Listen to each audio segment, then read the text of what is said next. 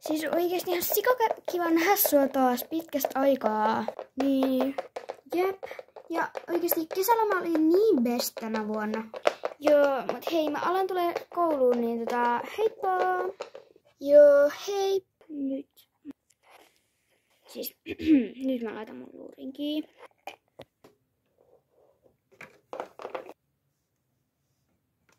Jaha, huomenta Emilia. Miten kesäloma meni?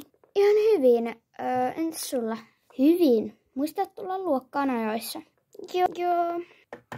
Oh my god, hei! Oh, moi Emilia. Ihana nähdä taas. Joo, niin on. Haluatko sä ranskiksi? Mä nyt ehkä.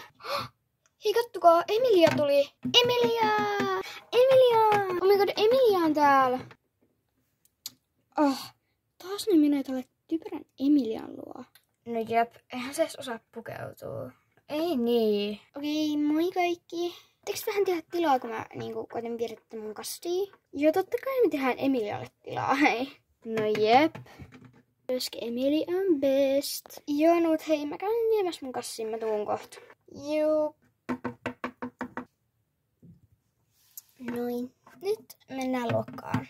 Joo, mä vien nää ranskikset. Hei, opea. Mä oon niin pahallinen, mutta mä oon kipeä, mutta mennä kotiin. No, jos sinä tullut kipeältä oikeasti, niin kai sinun pitää mennä. Hei hei. Paranemisia. Joo, hei. Ai, että taas tällainen keissi. Ottakaapas fysiikan kirjat esiin. Hei.